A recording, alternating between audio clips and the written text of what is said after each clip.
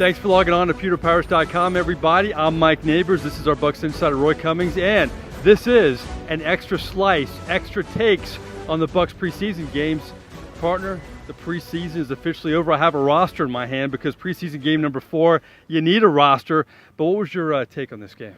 You know, it was tedious. Let's be honest. The fourth preseason game is very tedious. Unless you're a family member or friend or a coach of one of the players in the game, it's really hard to follow. But you know what? It's an important game because the last 4 or 5 roster spots are usually determined by this one. Practice squad spots are determined by this one. You want to make sure nobody else gets hurt. I think the Bucs got out of that okay. I think they're all right there. So at the end of the day, we learned a few things. We also saw some things continue that probably weren't very good. Ronald Jones in particular, he continues to struggle to run the ball.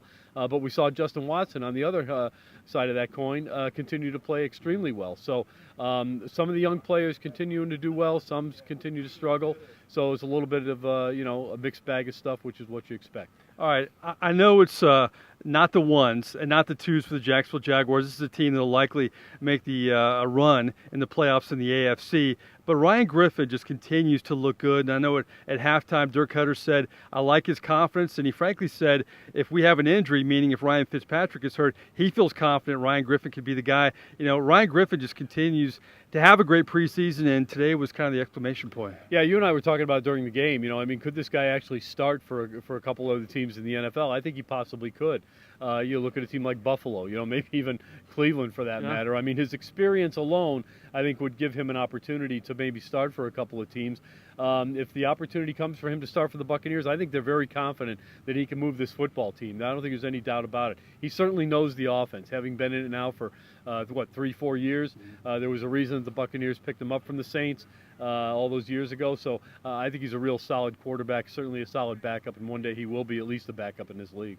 We just got out of the locker room, and it's the last time we'll talk to Jameis Winston until week number 4 when this team plays the Chicago Bears. And Winston, I thought, was pretty short, focused. You could tell he was probably coached up a little bit. I just got to work my tail off when I'm not here. It's going to be tough to be away from my teammates, but it's got to be odd for Jameis Winston to leave this game knowing he's not going to see anybody for a while. Yeah, again, another humbling moment for him, I think, in what has been a preseason full of humbling moments for him.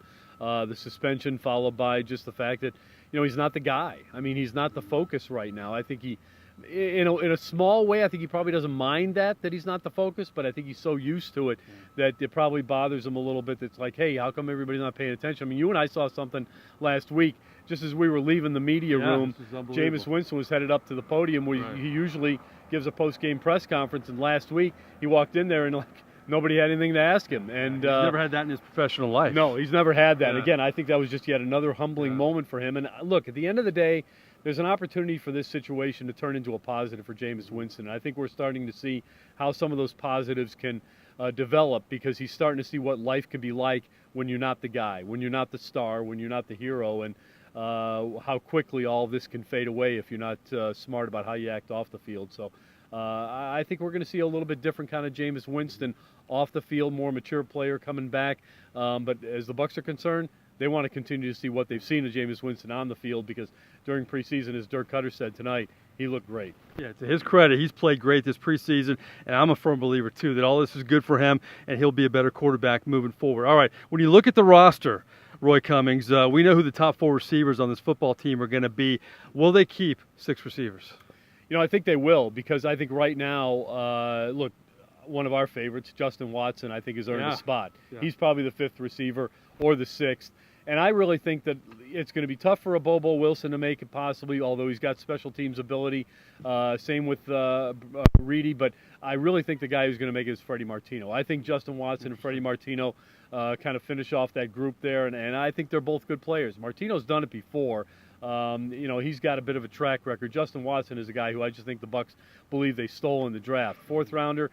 I think a bit of a sleeper. I think they got him in a good spot there, and I think he's already proven that he can be an NFL caliber player. He finished the preseason as a leading receiver with the Buccaneers. Yeah. So, and tonight he had another touchdown catch. A real solid player. I think the Bucs are real excited about him. When you look at this roster, boy, I feel sorry for the voice of the Buccaneers, Gene Deckerhoff. Not only do you have a lot of names that he's not used to saying, you have him on the other sideline too, because the ones and the twos and some of the threes aren't playing for the Jaguars. But a guy we know pretty well is Noah Spence on defense, and he was playing a lot in the second half. What do you make of that? Well, at first I wasn't sure what to make of it, but then you know what? You go in the locker room, you talk to some people, you talk to Dirk Cutter, and you find out, hey, this was really all about Noah Spence wanting to prove to these guys that he can play in the base defense. He wanted to play more in this game than the Bucs originally had him ticketed for. The Bucs wanted to see him get some snaps, obviously as a pass rusher, but Noah Spence wanted to make sure that he could show this team that he can play in the base defense. So he asked to get out there and play a little bit more. So in the fourth quarter, he got some more reps. So good for him.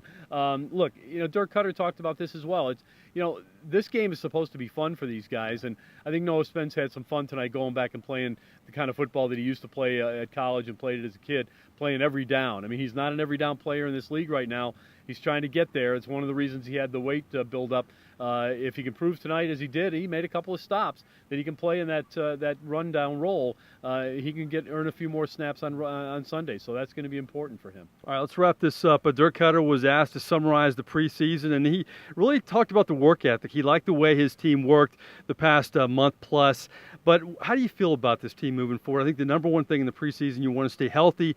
Still, left tackle Donovan Smith, he has that sprained knee. You don't know if he's going to be, how he's going to be in that first game in New Orleans, if he's going to play or not. What is your overall view of this football team now that the preseason is over and we can finally play some real football? Yeah, I'm pretty confident to begin with, but I feel pretty good about this team. Everything being equal, and that meaning everybody is healthy, and I think most of them will be. I don't think they're going to have too much trouble there come the game against New Orleans. I think they're going to be okay. I really do. Look, I think the offensive line is better. I think the defensive line is better. We've already talked about the receiving core and how deep that is, and that includes the tight ends where they're really deep. I think the linebacking core is very solid, even if you have to go to the fourth or fifth guy. I think this team is much better than its record indicated a year ago. I think they're closer to being the 9-17 that they were 2 years ago, and this team is better. It's more talented. There's more depth. I feel good about where this team is going. I think they've got something. I think they're hungry. I think they learned a little bit from last year. I think they were humbled as a team last year. And I feel good about the quarterbacks. I think, Ryan Fitzpatrick had a very good preseason. That's a big takeaway this preseason. It really was. Yeah. And I think that was maybe the biggest takeaway is that Ryan Fitzpatrick looked very good throughout the preseason. And I think he'll continue to look good as the season gets going. So I'm anxious to see how they look. I'll be surprised if they don't win a couple of those first three games. I really will. Good stuff out of you. It's always dangerous to forecast things on paper in the NFL. But on paper, NFC South is brutal. On paper, the first three games look brutal. But you know what? Let's play some real football. Let's get this thing going. I'd like to thank Roy Cummings. We have much more coming up in our podcast. We're going to have reaction from Dirk Cutter, the young wide receivers, Alex Kappa, and Jameis Winston will weigh in as well. That's a few extra bucks. Our podcast on pewterpirates.com. We'd like to thank our title sponsors, House of Brews, Sea Dog Brewing Company. Subscribe to pewterpirates.com, everybody. It's free. It's free. Thanks for logging on, though. This is an extra slice from the Bucs' final preseason game against the Jaguars here at Ray J. You don't get much good for free these days. Except Pewter Pirates. Is good. There you go. There you go.